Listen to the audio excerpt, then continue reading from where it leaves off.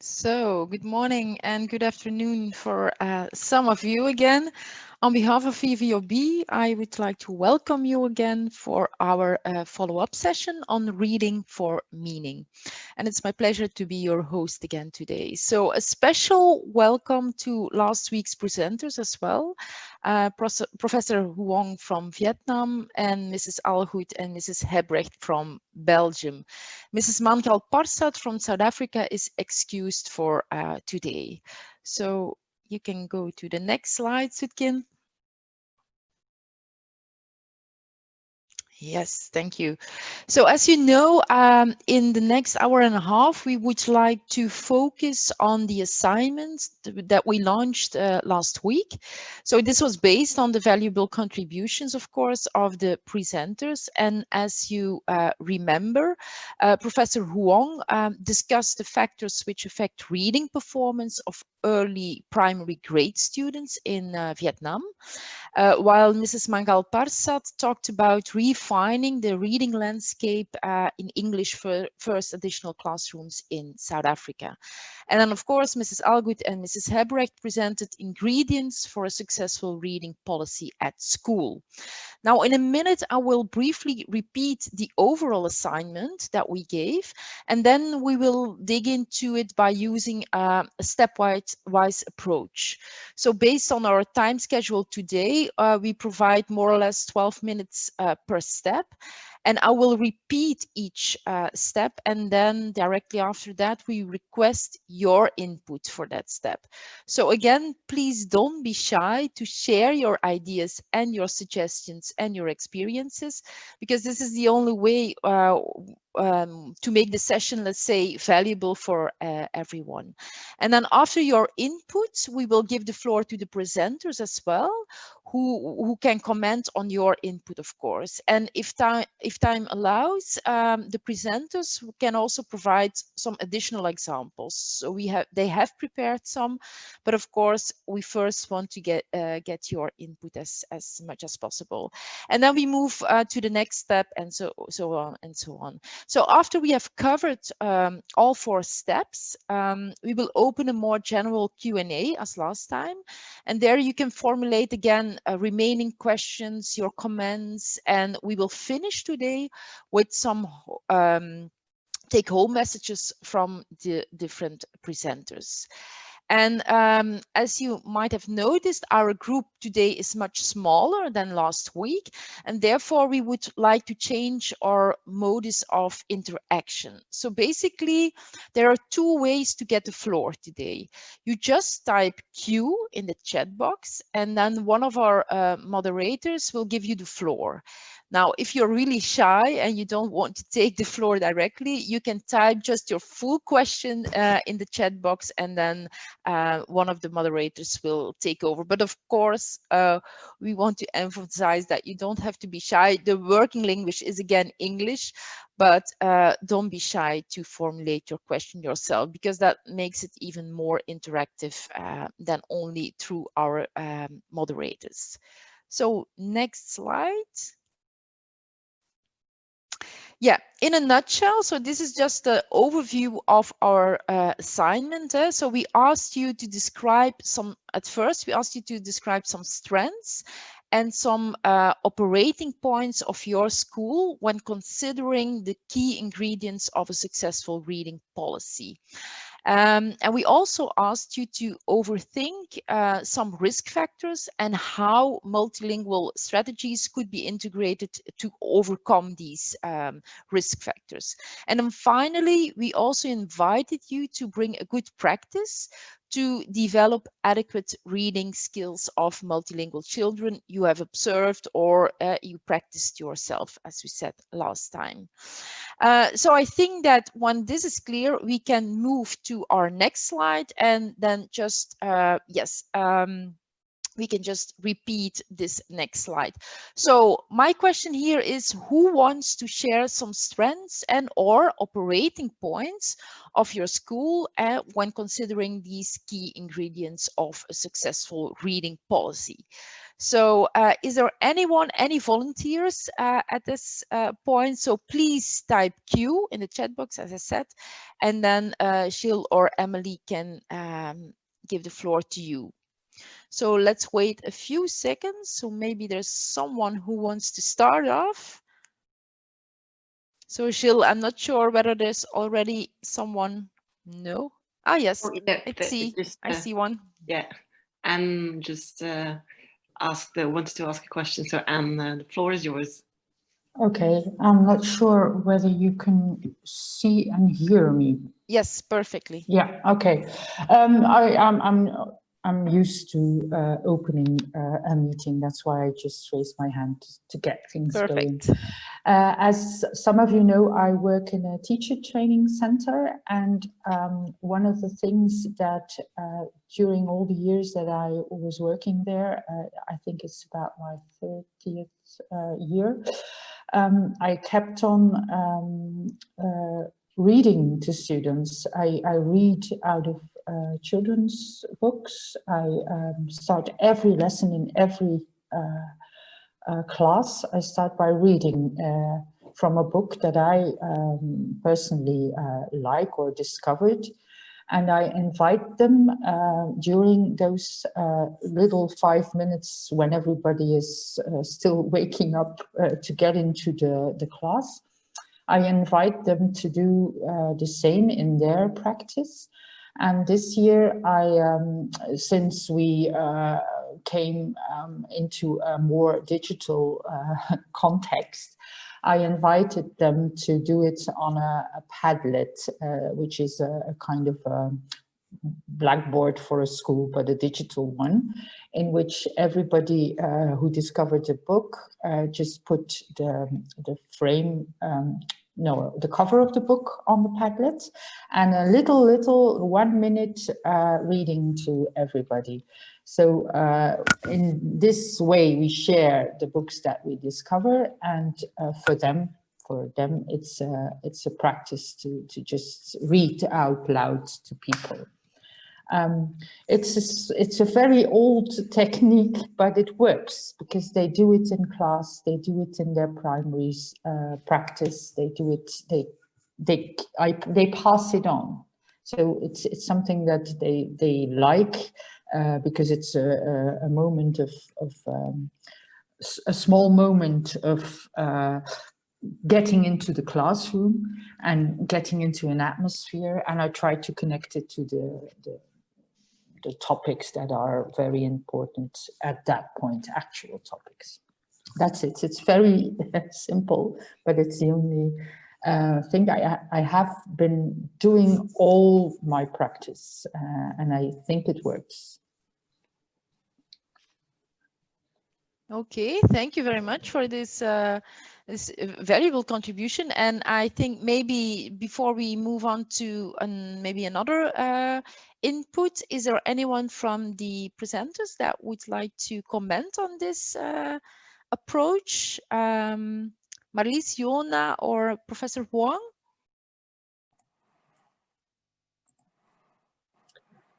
I think it's a very fine example. I think it's reading aloud is something that works. As the contributor said, it's important to share your reading experiences, no matter what age your students have. So I think it's a very fine example. Okay, thank you, Jona. Jill, are there any additional questions? No? No, not for the moment, unless somebody wants to add something right now to the chat. I can. Yes, I think I would like to thank Anne for her very interesting tips or techniques of reading 5 minutes, reading and sharing new stories to all children. I'm now thinking about the practice of school in our country, and I think it is difficult to apply this technique because we have a very tight schedule. Each session has just 35 minutes, and teachers has a lot of things to do, so they are always in a rush.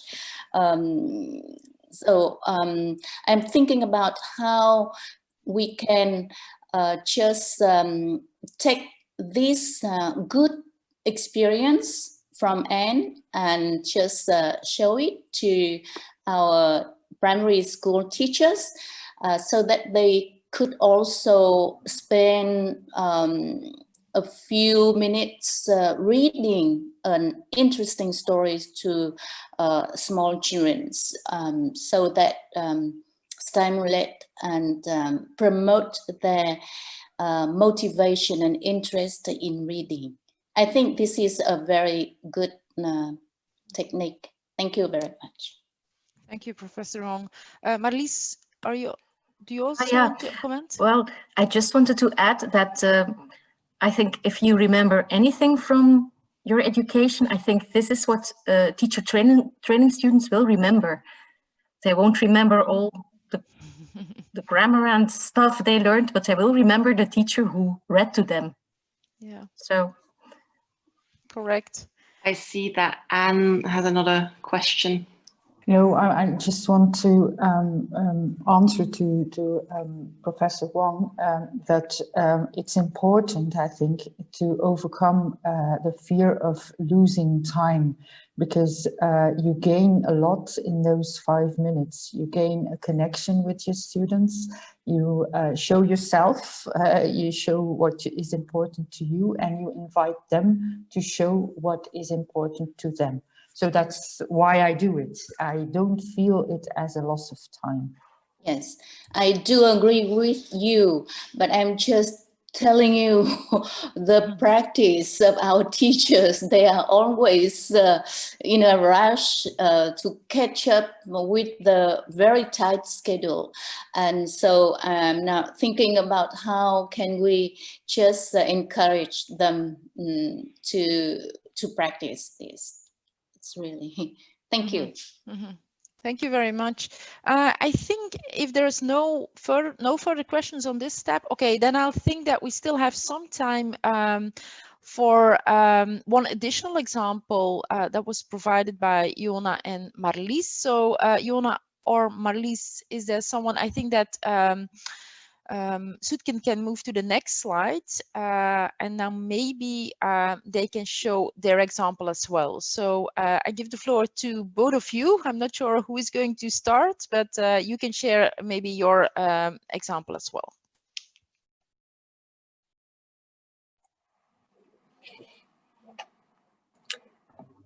Well, we just took a fictional example, which is a mix of a lot of good practices we see in schools. So this is School X, and it's a very typical example because this happens a lot. We see that people are already very excited about reading. And what we see next is that they set up a whole lot of actions to stimulate reading comprehension, reading motivation, and there's a lot going on. Next slide, I think. Yes, I think so. Yes. Here are some examples. For example, there's a school library. They read together 15 minutes a day. That's wow, that's very good. The parents are involved. There is money to buy books. They come and read with the children. There's a collaboration with the local library. And they also started with a new project in the 3rd grade, reading newspapers, especially made for kids. So, well, when we enter a school which has this, we start cheering. But, Jona, will you take the but, or shall I continue? Yeah, you can continue. You're doing well. Okay, so a lot of successful actions, but then the school feels like, well, there's still some educators who are not on the same page. So not everyone is on the same page, and we are doing all kinds of actions, but we don't really have a plan. So this school starts a whole operation and starts creating a sustainable policy plan. And then the first step they can do is make an analysis of their strengths and weaknesses. You already saw the strengths on the last page. Of course, they use the 5 key ingredients. The strengths are a very rich literacy environment and a powerful reading network, but not all advantages of the reading materials are fully taken into account. Teachers do not really know what the preferences are of their children. The monitoring is not really there. So there are some things that could be better. So they enroll a reading policy plan. Oh, I can't see what's there because all the pictures of the contributors are above the text. So I take my own pages. I will continue, Marlies. Okay. So they want to enroll a reading policy plan, and then the first thing they do is they start thinking about a shared vision on reading education, and they organize a number of brainstorm sessions, and then they bring all the ideas of all team members together. And this vision will also be visualized with icons on the school's website, at the school entrance. So not only the team members are aware of the icons or the specificities in the school vision, but also the students themselves, also the parents should know what the importance is of reading in this school.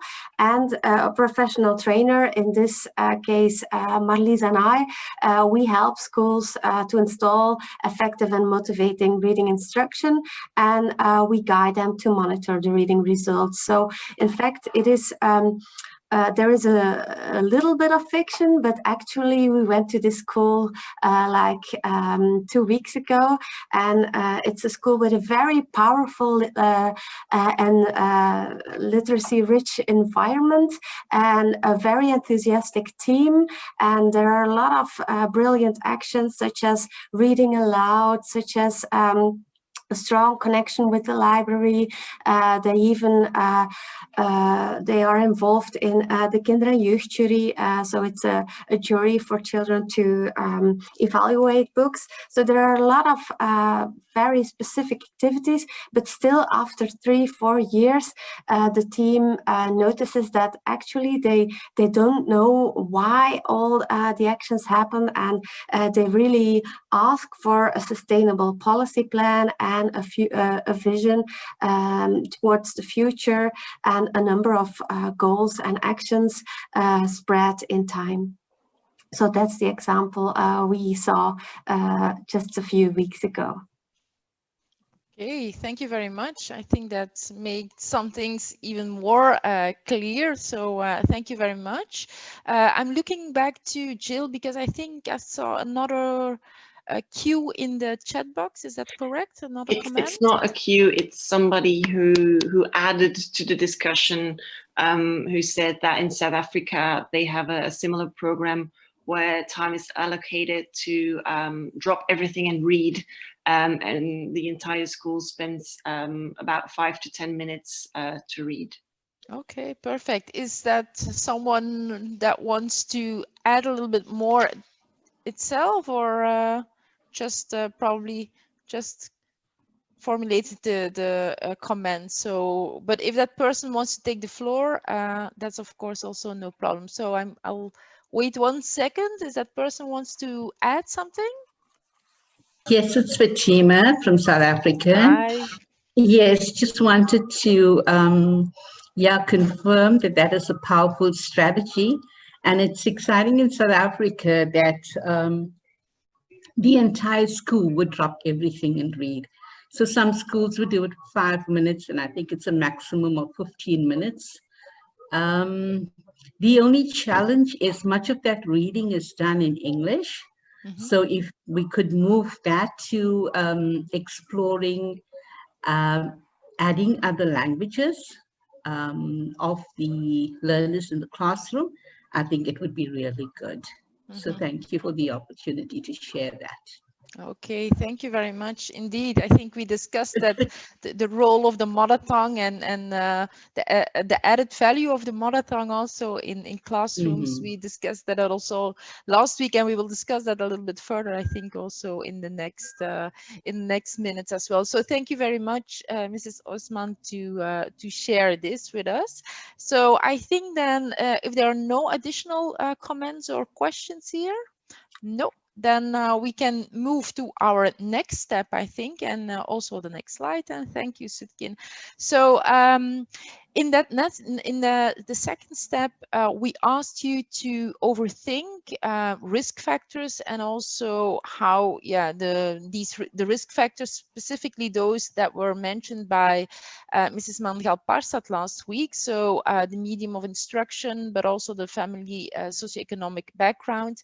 And we asked you where and how a school could integrate strategies to deal with these risk factors. So I'm not sure whether you worked with these risk factors, but let's just ask you whether you have identified some of these risk factors, and also how you think that they could be tackled in classrooms. So I'll give the floor again to to Jill or Emmeline, and looking for additional questions here or additional comments.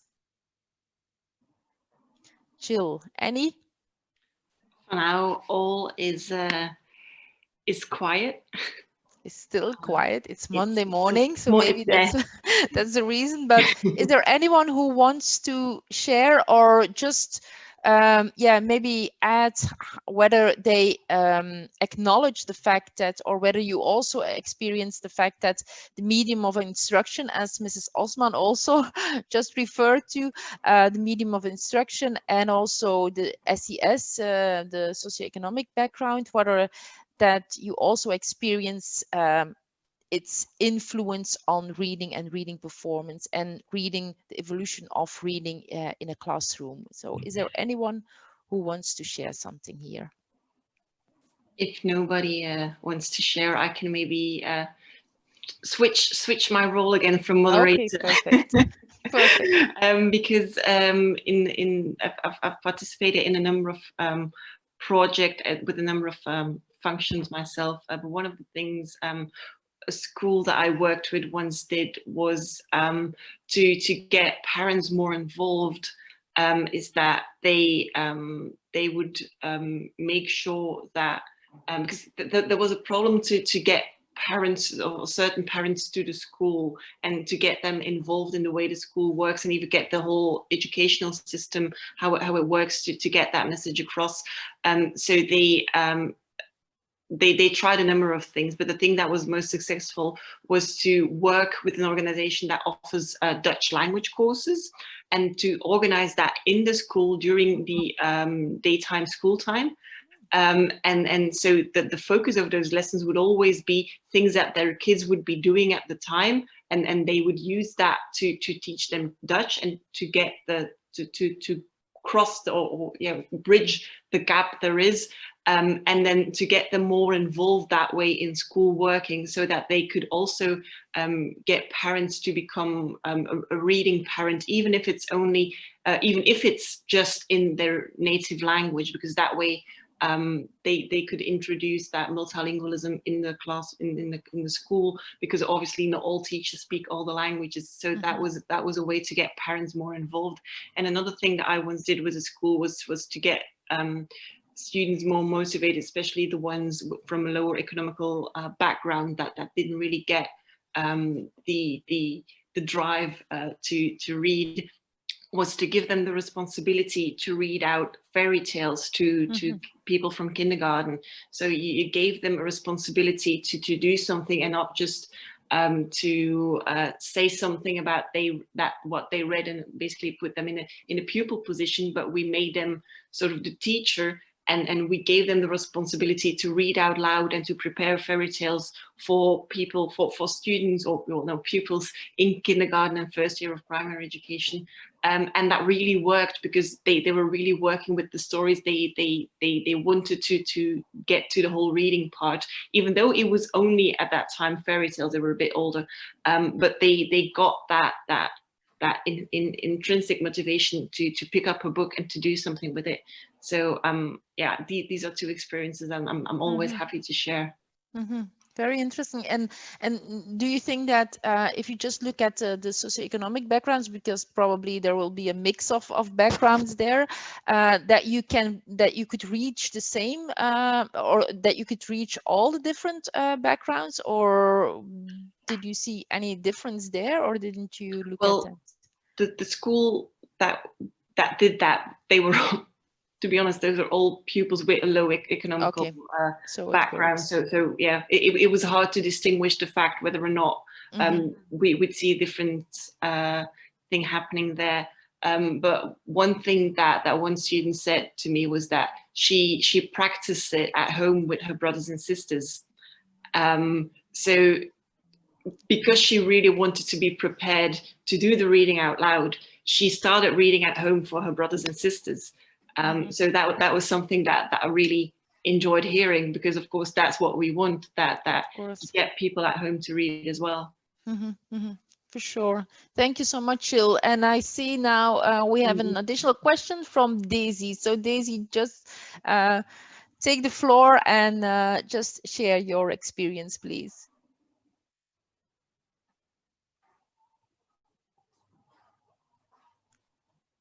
Daisy? Are you there? So maybe you have to yes, there you are. Not unmute. That was just okay. I start over again. Yeah. I'm not a teacher anymore, but I give pedagogical support to secondary schools from Don Bosco. And what I hear from a lot of teachers is that it's very hard to find materials in Dutch who are easy enough for the children or the students, but also motivating to read, because a lot of things are too not interesting anymore for them. Not challenging, yes, and it's they have to read stories for children, but they are 15 years old, for example, and that's a very difficult.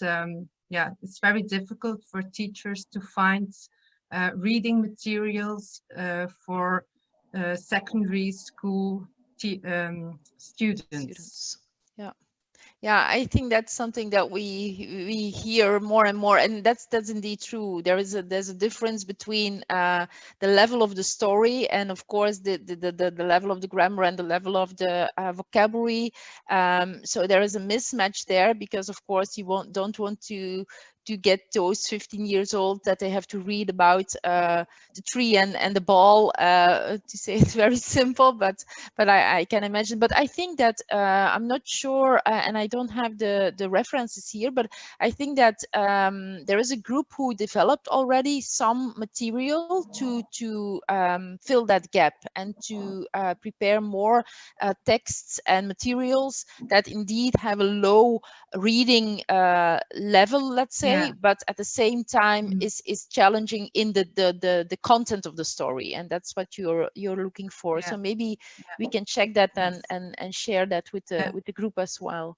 So thank you very much, Daisy. Did you want to add something? Yes, I find myself indeed something. It's overhauled, and it are 3 students who wrote a bachelor bachelor thesis, yes, thesis, but it's only, so I would like to have more of that. Yeah, and I see that Sophie also suggested something. Marlies Oh, yeah. wants to, yes, Marlies, Well, please Juna, go go ahead. ahead. You were first, and we are going to say the same thing. So, Yeah, well, Marlies and I are involved in the werkgroep Overhaald. So it started from a bachelor proof of a thesis of students indeed. And now we have expanded the amount of reading materials. So it's all kind of famous authors who are invited to write a short story. And it will be published in March. And Marlies and I will create a manual with an educational manual for these to use these texts in the classroom. So we are working on that as well. But I see that Sophie also wrote lezenvooriedereen.be, and you also have the website Makkelijk Lezen. So there are a number of materials are evolving and coming, yeah, in the picture. Coming out in the, okay. Mm-hmm. And in Holland, there's a lot of material as well. So maybe it's a good idea to share as much as possible in the chat box, or even afterwards, that we can transfer it to the participants here. But also thank you, Sophie, for sharing, and of course Jona and Marlies.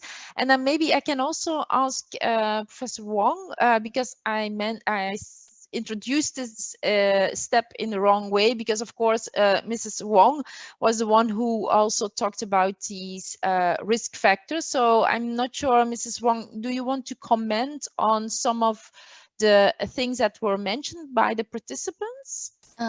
Yes, I was listening and thinking about Vietnamese context, and we also have a shortage of materials, stories appropriate for grade 1 and grade 2 children.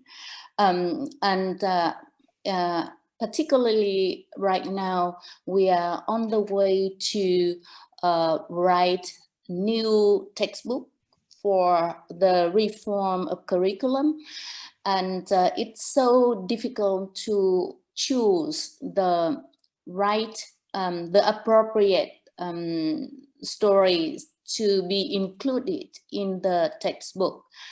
For one thing, not so many writers in Vietnam write children's book.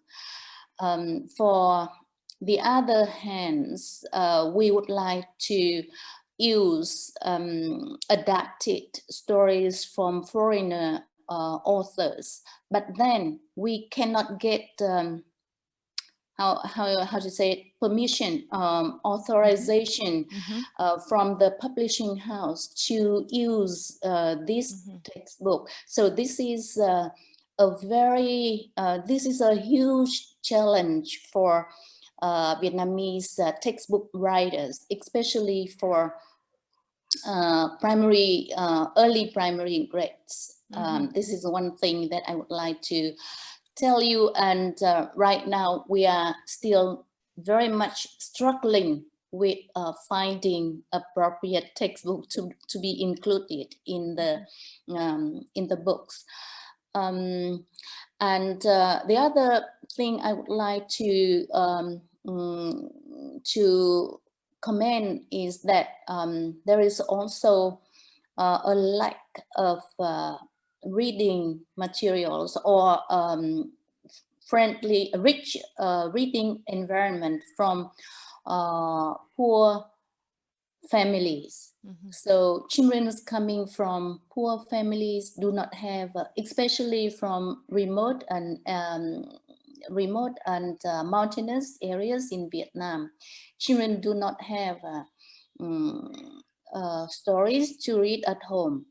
And we are talking here about creating a multilingual environment for children, but even we do not have reading materials developed on children's own language. So this is the whole series of problems to be targeted at.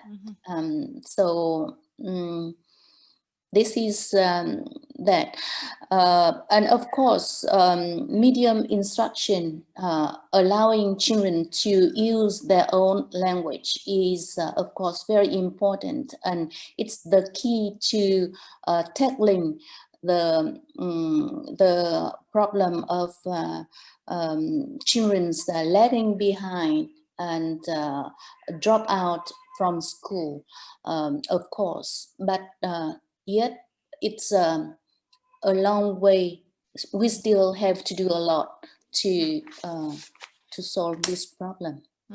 To get there. Yeah, thank you for sharing. And I think that's not only your experience in Vietnam, but I think in many more countries where we work, we do similar see similar challenges, I think. But maybe that's also an opportunity to start, and that's why this type of discussion is so interesting, because this might open, some new ways, and also some opportunities to collaborate, because I think that we might be able to find some strengths and weaknesses on both sides, and on different sides, including all the different countries here, and that maybe we can learn from each other in both directions. I'm quite sure that that's possible. Yeah. So thank you for sharing. And I would definitely invite everyone that if you have ideas in one way or the other, or you have a specific request, don't be shy to get in touch with one of the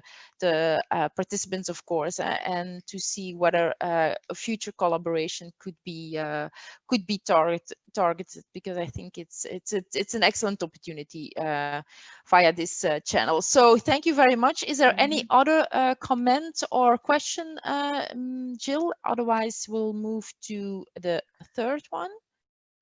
Well, we, as mentioned before, Sophie posted a link to reading material for second language learners.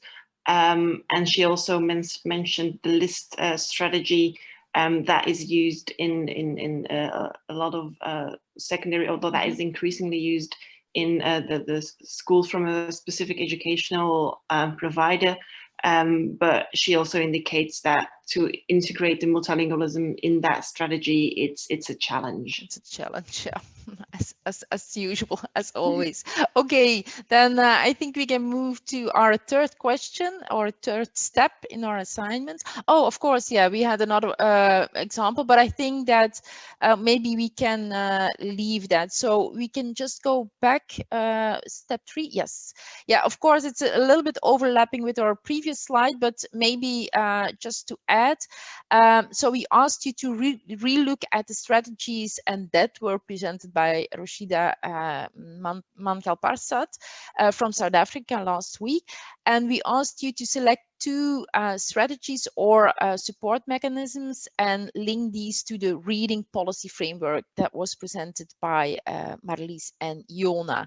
And we also asked you to think of where these strategies that you selected could fit in best in just taking into account the reading policy framework. So I'm not sure whether there's someone who wants to comment on that or share his or her experience here. So let's give it a few moments. Is there anyone who wants to add something here or share? All seems quiet. I know that Marlies and Jona, you prepared one example on code switching, and that was something that we also discussed last week. So maybe it's good that you share your first, or that you first share your idea and example, and then maybe based on that, some additional comments and questions could come in. So you can go to the next slide, Sutkin, and then I'll just hand the floor to Marlies or Jona to share their example first.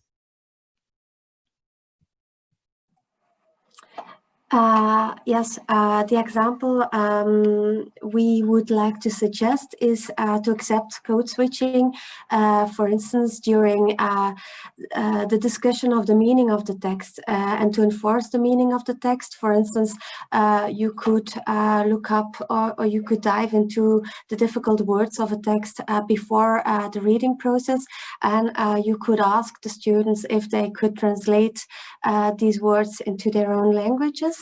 But also during the text, you could give children opportunities to link with their own home languages or to link to cultural activities. And furthermore, in teacher training institutes, we find it very important that future teachers are aware of the advantages of a positive attitude towards multilingualism. So every teacher should be positive towards multilingualism and towards the advantages of the use of the mother tongue in the classrooms, because it can result in multilingual reading materials, it can result in multilingual reading activities, or in inviting caretakers or other parents to come and read aloud and to participate in multilingual reading activities. So these are just a few examples we would like to set. To share. Thank you. Yes. Thank you. Thank you, Jona. Is there anyone who has also experience of including code switching as a useful approach, or what is your experience with that? Or do you have additional strategies that you were thinking of when preparing the assignment? So, or maybe Professor Hong, you want to comment on this? You all know from my presentation that in Vietnam, the education law states that the Vietnamese, the dominant language, Vietnamese, is the only language of instruction. But in some bilingual pilots and interventions, the languages of the children are used as a bridge to learning the Vietnamese. But besides, outside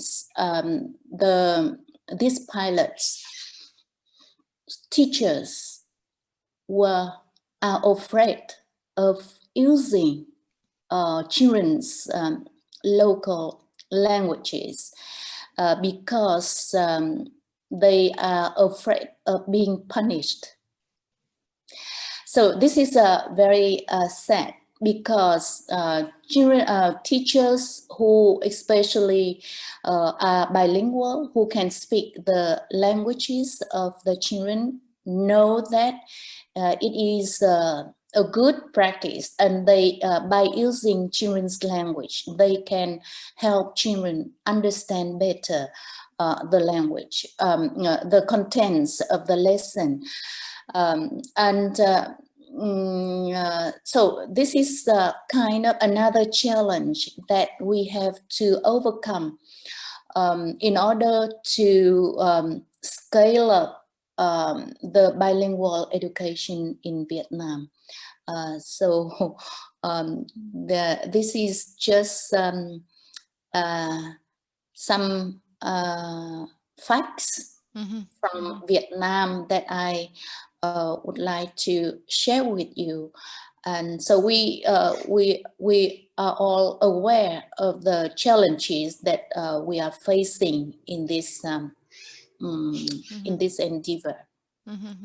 Thank you very much. Yes, indeed. And again, I think it's not so, of course, it's very specific in Vietnam, but again, it's the same challenge as that we experience here in Belgium in some contexts, but also in other countries, of course. I see that there are some additional comments maybe on this. I didn't fully grasp the text, but I'll give the floor to Jill. Yeah, so Anne also added that she suggested. Sorry, it's Monday morning. It's hard. Yeah. She suggested that you could invite parents to school to read aloud for or together with the children, which could motivate them to bring their home language or first language into the classroom. And also a thank you from Sophie to Jona for sharing her ideas about concerning the code switching, because she said that she experiences that children who have good knowledge of their mother tongue are able to do this. And sometimes academic language is not known in the mother tongue, but Sophie thinks that it's valuable to the multilingual children that the children expand their knowledge of their mother tongue. And she then asks to Jona and probably to the rest of the group if you have any suggestions for children who have a poor knowledge of their mother tongue. So how you can then support that. Any comments on that or suggestions? How to tackle a poor L1 or a home language? Yes, Jona? I think Marlies is expert on that. So Marlies, I'm not an expert, but I mostly see that children who are who don't have or who have a poor knowledge of their mother tongue, we have the same in Dutch. So you just treat those children in the same way. It's possible that those multilingual children will just have to learn the academic terms, the school language, in Dutch first, just like the Dutch children with a low SES. Or what we also see is that they have a combination of several languages, so they can use whatever language they have. But it's just this, for me, this is the same problem as for the children, mostly with low SES, who don't have the vocabulary in Dutch as well. So you just treat them the same. You use the easy words, you learn it in Dutch in easy words, they explain to each other in easy words in the mother tongue, and then you add in Dutch the academic language. So it's possible that they do the opposite, instead from first language to second language, that they start with the Dutch school language and then translate later on to their own language. Am I clear? I don't sound very clear, I think. No, I think that I get the message. But maybe indeed for people who are not really into this topic of L1, a good L1 or a let's say a poor L1. But I think that you mean that indeed, as you said, with the monolingual children with low STS, they can't use their vocabulary there because it's not that elaborated, and then you also start from the reading itself in that language. So that's what you suggest also for the children with the poor L1. Is that correct? Did I summarize it correctly or not completely? Now so. You're looking quite strange, so maybe it wasn't that clear. I wasn't that clear, or I didn't listen carefully, maybe. But that's what you mean. Your main message is that you start from the reading and from the reading in Dutch, and also to learn them the academic language in Dutch, and that's one possibility. Yes. Yeah, because you don't know the words in the mother tongue. In the mother tongue, no. And of course, something that we have to keep in mind, just from my SLP perspective, what we have to keep in mind is that what you should, for just as a regular or working with kids at school, if a child has really a language disorder, so meaning a disorder in L1 and in L2, or in the home language and in the school language, then you will see that they have a typical pattern as language disordered monolingual children. So we do see that these children with L1 who have an DLD or developmental language disorder, that the same problems will occur, of course, in the home language and in the school language. And poor vocabulary is, of course, one of the key elements. But in terms of narratives and in terms of stories, you also see a difference that children who are still poor at Dutch or at their school language, but have a quite good developed L1, they'll make other stories, other type of stories than disordered children. So there are many ways to really to disentangle children with low skills in the school language, but at the same time high L1 skills, even when you don't speak that language, and children with low performance in both languages. Of course, the best thing to figure it out is indeed to work with for instance, speech language pathologists or other remedial teachers or supporters who can try to disentangle the fact, because the profiles of bilingual children might look like the same. So a DLD child or a child with a developmental language disorder and a child who has still a poor vocabulary in Dutch or in the second language, in school language, they might seem at the surface, they might look like the same, but if you dig into the background of these children and also in the performances on a little more detailed level, you will notice that these children perform completely differently. And that's also important to tackle that as soon as possible, I think, in the school career, to make sure that the child is not that the child is not evolving, and of course that the child is not getting behind more and more. Because I also saw that Phuc from Vietnam also referred to the code switching indeed, and code switching is a normal and a natural aspect of bilingual language development, and even that's sometimes very hard for teachers or people to understand, that this is just a way that that's like we call it a communicative resource for bilingual children to develop their languages more and more and to evaluate. So I think that that's what you mean, Phuc, that maybe you can comment on this, that you notice that not all people working at schools do realize that code switching, for instance, is just a tool and a resource that people can or that these bilingual children should use. So maybe you can comment on that based on your experience in Vietnam. Are you willing to do?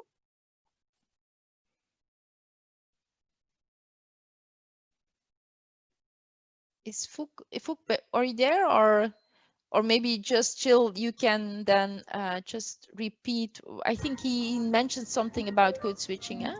Yeah, so it was mentioned that not all preschool teachers know code switching is a normal stage in language development. So it's about a lack of knowledge in teachers.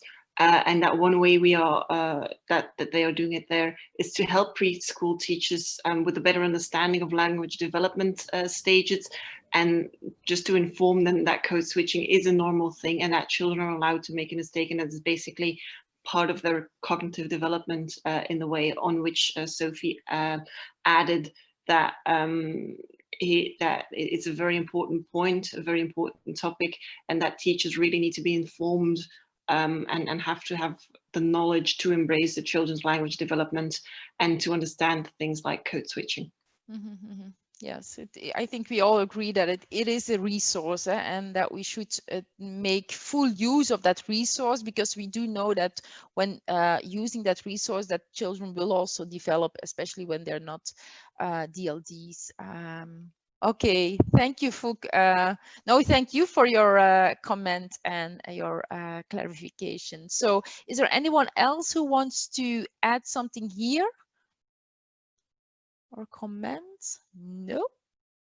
Okay, then we can move on to our next. There is one more question of Sophie who says that she's struggling with reading tests, and that it's hard because they don't embrace multilingualism and the multicultural reality, and that these tests, they do not strengthen the children and they are very discouraging. So I think that here you find the sort of tension that there is between supporting pupils in their multilingualism and supporting them in their reading achievement, but the moment that you're going to switch to testing everything, then the whole practice of how you teach and how you want to incorporate everything is somewhat limited, probably. And I'm sorry, Sophie, if I'm reading too much into it, but I think that the test here is then very much restricted in a way, because you need to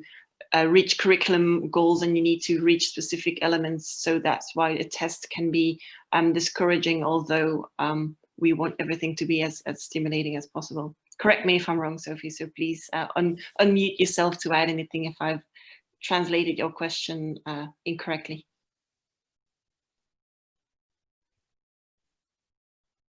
Okay, apparently I've done a great job. It was clear. I see that Jona is raising her hand, so please, Jona. Okay, Jona. Yes, I think that's why we emphasized on reading monitoring as one of the key ingredients of a strong reading policy, because monitoring, testing is one thing, but you can observing, you can make a differentiated testing procedure, you can do oral examinations of testing. So I think this is something that we see when we visit schools, that evaluating is still very much restricted to a classic test. And I think that's something we need to work on, or we still need to work on with school teams, to have a broader perspective on monitoring and evaluating, and to see evaluation as a number of tools. And I think that's something, we still need to work on together with the school teams. Yeah, definitely. And then again, as we said last week, I think when it comes to, I'm not sure whether Sophie refers to just technical reading or more the reading comprehension, but as we said last week, the reading comprehension always has the components of the decoding and versus the oral language comprehension or the oral language proficiency. And then especially it's sour for these bilingual children if they perform well on decoding, but at the end of the day still perform very worse on the reading comprehension test because of the let's say lower oral language skills. And of course that's one thing, but if you then, and that's why I do get the message from Sophie, if you then manage to make that gap and the cultural and the authenticity of that test as adapted as possible, then of course you can already lower that gap and make that gap a little bit smaller. So it's definitely a challenge, and a challenge both in the outside school testing as well as the inside school testing, just the reading tests that are done there, of course. And as Jill said, of course, we also have to reach all the learning objectives and goals, so that's still a challenge that we have to tackle, I think. So thank you very much for all these comments, and also this let's say interesting discussion on this third step, and again on code switching. So I think we can now move on, look at the time. Yes, we can move on to our final step. So step 4 and of the assignment, and there we asked you to bring one good practice to develop good reading skills. And of course we already discussed some individual steps and individual do's and don'ts, but maybe there are some people that want to share at least one good practice or a part of the good practice. So I'll give the floor back to Jill. Is there anyone who already said something or shared something so far? No, so far all is quiet again in the chat. Okay. They're used to our to the input of our presenters as well, although I'm very thankful that you already participated in this way. But maybe then one example, Jona or Marlies, I think that you had one additional example on the next slide, so maybe we can start off with that and then see whether there's another discussion based on your example. So Marlies or Jona, just take the floor, please. Well, it's quite an easy example, not only for multilingual children, but for all children, actually. Something which is really inspiring is schools who have a reading place. Like in this example, in school Z, there's a cozy reading attic. and it's always open. So in free time, pupils can go there and read. There's always a teacher available who wants to help the children to find a good book or who does read aloud. And once a week, and that's important, the school principal is there. So he or she shows the importance of reading, free reading for everyone, multilingual, monolingual children.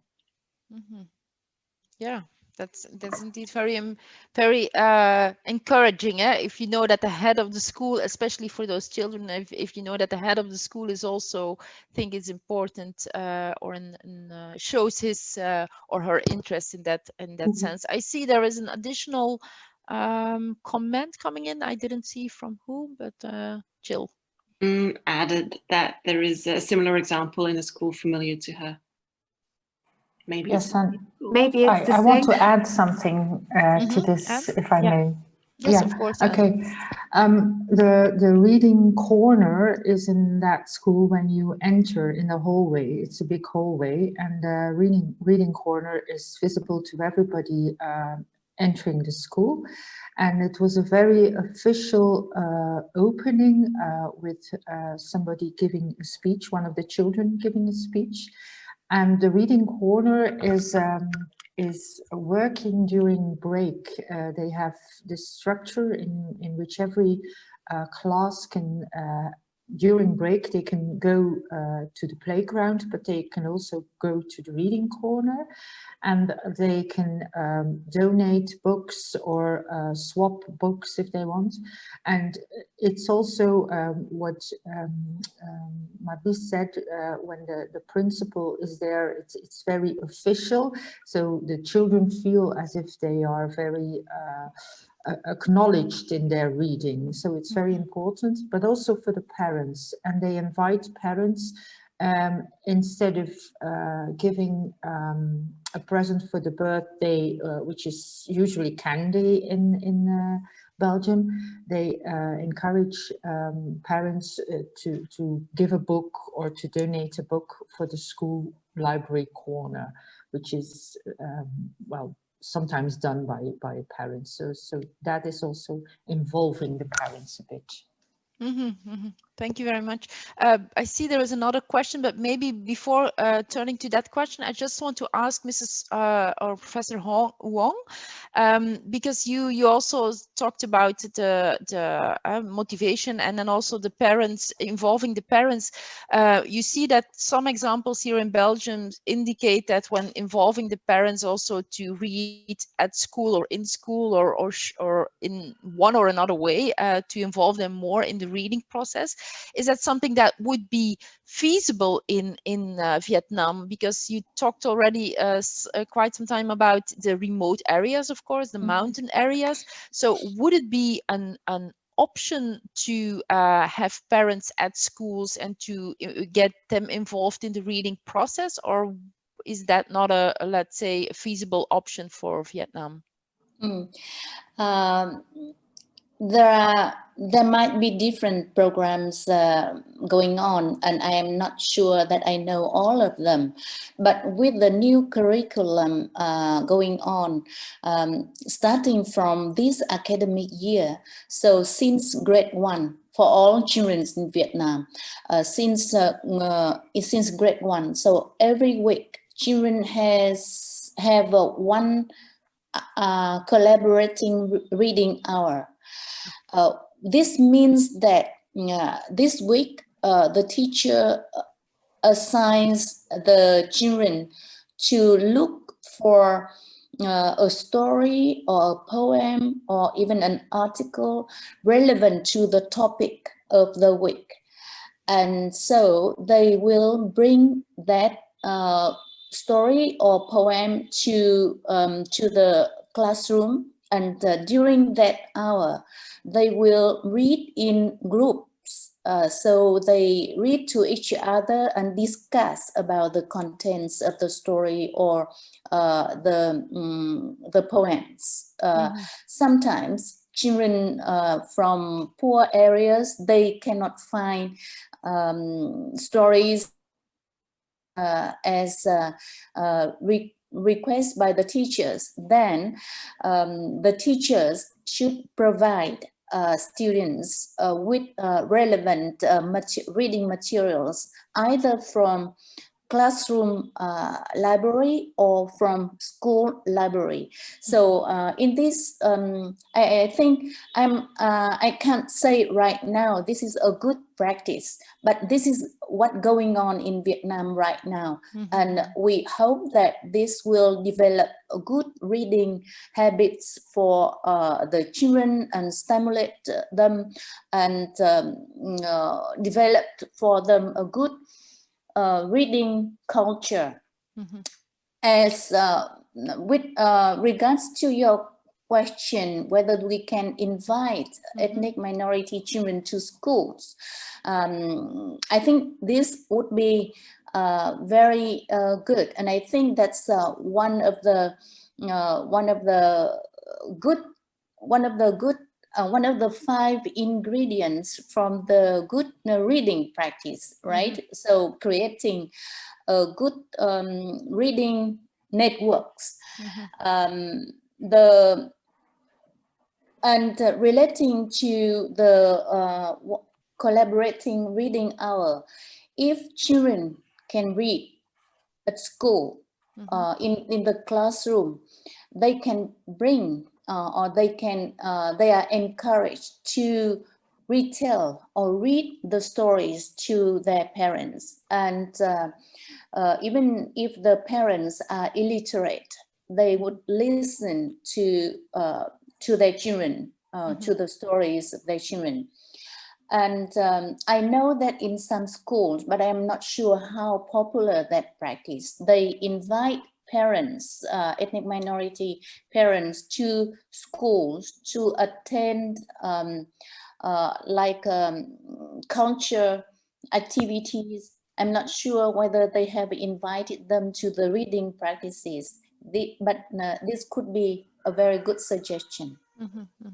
Yeah, and maybe Mrs. Osman, maybe there are more people from South Africa. Is that something that that's also a practice in South Africa? Of course, we heard a lot last week, but is there someone from South Africa maybe who wants to comment on this? Whether parents are really involved in reading at school? Not sure whether someone wants to comment or has an idea about that, because maybe you don't have, but Fatima, do you have an idea about that or not really? Yeah, well, I'm not school-based. I am at VVOB, but I've come from a very strong education background, so I have some idea. I think the general practice is that parents are not involved, and there is a yearning for that to happen. But in the deep rural areas, and if we're looking at KZN, almost 70% of our schools are in that area, you would find that parents themselves do not have the capacity to support learners. So if anything had to happen, it would be to read together with parents, and it would be good to invite them into the schools so that we can create the enthusiasm which can then go back to the home. But by and large, no, it's not a general practice. No. But I'm not sure, I don't see anyone else from South Africa who could answer with greater confidence. Okay, but thanks for sharing. But I think that's, again, that's something, that's why I asked it, because we see similar things also in other countries going on. That of course, if parents are illiterate or live in let's say poor circumstances, then of course that's not that's first, it's not an ideal situation, but second, it's also not so easy for them to get involved, but also to read with their children. And of course, if I think the idea that Professor Wong gave was also a good idea, that when parents even, or when children even at home can read for their parents, even they're illiterate, then again you create language opportunities, because based on a story there will be a discussion, or let's say a conversation, so there's more, maybe more quantitative language exposure at that time. So that's again a plus, I think. So even not only for reading, but also for oral language interaction, of course. So thank you very much for sharing. Yes, maybe yes. if I could just add one point. Yes, of course. I think the issue that aggravates the situation is the lack of reading material. So you would think, now there's not sufficient numbers of books at school. Can the school really afford for these books to go home? So there is a lot that needs to be done in that area as well. And I think those ideas about creation of material is really great. So that would increase the amount of or the number of books and the amount of material that's available. Thank you. Yeah, thank you. Because I think then we come back to what we have said and what was raised also earlier today, is that there's one thing to have books and to have enough books, so the quantity, but once that you have to give children books to or that you are able to give them books, then when the content or the cultural bias or whatever aspect is not in place, then these books will not have the effect that you want to reach. Because of course when someone brings something at home and wants to use them at home, then of course if they're not interesting or not at the level that you're aiming at, then of course they won't be used as well. So it's the material itself, and also of course to get the material at different places. So now I'm going to give the floor to Daisy. Daisy, you also had an additional comment or question, or just... I have an additional good example of good practice, I think. Perfect. Last week I organized with my colleague also a session about reading pleasure for our teachers, and we collected some initiatives they take in their schools to improve the reading pleasure. And one of them is they have reading clubs. So some students read a book, the same book, and then in the reading club they can talk about the book and discuss. But I think it's in Dutch. And I have an additional question about it. Is it an idea that you gave the opportunity to students who has another mother tongue than Dutch to allow them to read also in their own language, and then discuss with other students who has the same mother tongue, or maybe another mother tongue, to bridge the gap between multilingualism and Dutch, and so have a step to Dutch, to improve Dutch. But I don't know if it's a good idea or not. Is there anyone who wants to comment there? I see that you have an additional or a comment on it. Yes, I was, when Daisy was doing her or asking her question, I immediately thought about the Kamishibai project that was financed by the provincie, the region, and you have for every region you have the opportunity to get a big, well, it's big, but it's a kind of a theater. It's a digital Kamishibai, a little telling box in which you can choose different books that are read aloud by multilingual parents or multilingual native speakers, and you can it's a kind of a big library box with a video screen, and underneath you can put all those the real books are delivered with it, and you can tap on a book and then it's read in, for instance, Punjab, and it's also available in Dutch. And you can there's one for each region of Belgium. You can make a reservation at Provincie, and if you just look for digital commissie-bij, I think it's something like that. I found it when I was visiting the Wereldhuisbibliotheek in my province, in Roeselare, but I'm sure there will be in your neighborhood. It might be possible to see. And it was, I think it's an interesting thing, because they are expanding the books, I think, but you have a good variety of different books in the different languages that are available. But I'm not sure of the ages. I think it's mainly meant for primary school. But I maybe there's something there that's that might be inspiring for your public. Thank you. Yeah. I know the concept of commissie-bij, but I didn't know the project, so I will look it up and maybe I can share it with our teachers in our schools. Thank you, Anne. You're welcome. Okay, thank you very much, Anne, for this additional comment or ideas for Daisy as well, and probably also for the others. Any other questions or comments here? There was one more. Oh, yes, Jona, Marlies, and Jill. So, Marlies, you can go first, please.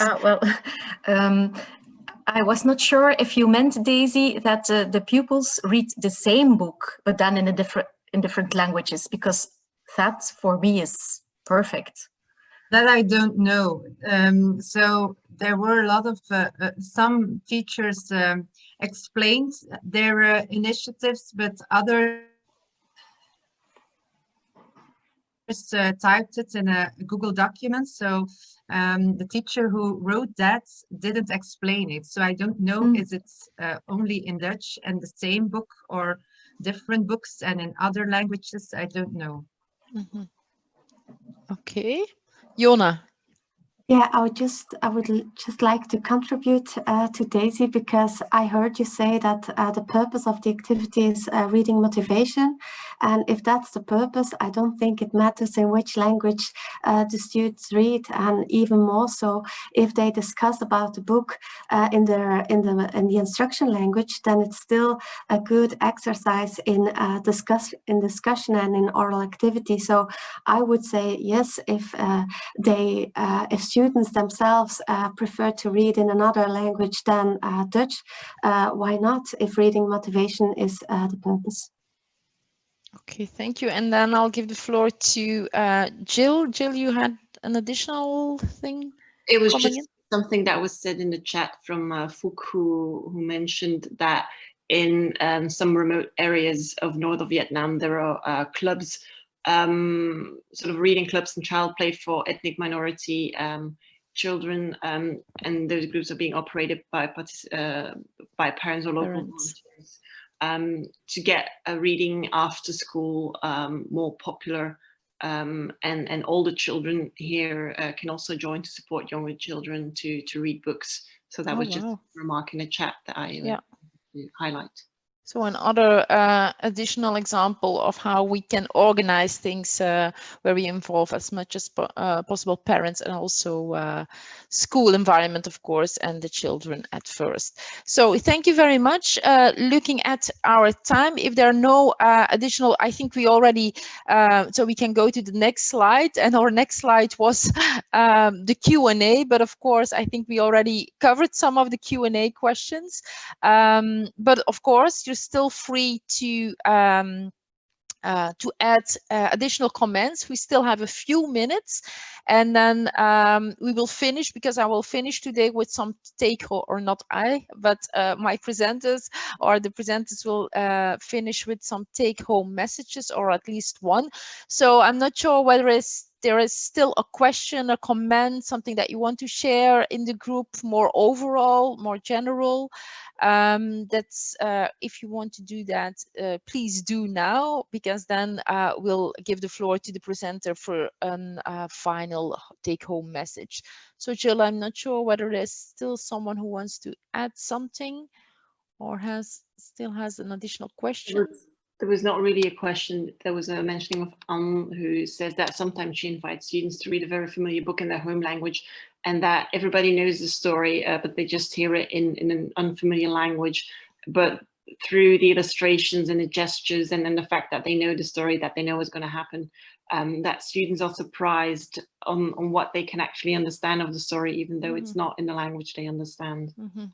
And that there again, you see the importance of having a conceptual knowledge already in your own language, to understand other languages and to learn another language and to grasp that. So yeah, that's a very useful addition, or a very useful comment and addition. So thank you, Anne, again. So any other questions? It's your final your final opportunity to raise another question. If not, then I'll suggest that I'll just give the floor to our presenters, and maybe they have, I think we asked them to prepare at least one take-home message based on what have been discussed last week, but also what we have discussed today. So I'm not sure, Jona and or Marlies, is there someone of you who wants to start, or do you? Who is going to give us a final take-home message? We have 3 messages. Oh, great. Maybe I'll start with the first one. And that is, it's an open door, but that reading accuracy and fluency on the one hand, reading comprehension on the other hand, and then reading motivation and reading behavior are equal ingredients in reading process of a child. That's the first one. Very, very, very good. Thank you. You can go ahead, Marlies. Okay. The second one is that there is a book for every child, but that it's a very important task of the teacher to help the child discover that book. Second message. Yeah, that's certainly true, I think. Yeah. So thank you. And then the third one? The third one is that reading is complex, and that you need a very strong reading network to complete this task of guiding children towards good reading. So make sure everyone is on the same page. Yeah. That's our final message. That's the final message, and I think both or the 3 messages really are in line with what you have told last week, and also your contributions today. So thank you again, both of you, for sharing all these insights, and also your your very clear presentation last week about how a reading policy framework could look like. And I'm turning to Professor Wong now. Then Professor Wong, do you have like a closing comment or a take-home message for our participation or our participants, better? So I totally agree with the 3 important messages suggested by Mali, and I do not have any message to our participants, but I do have one message for me. From this learning week, from participating in this reading for meaning session, I realized that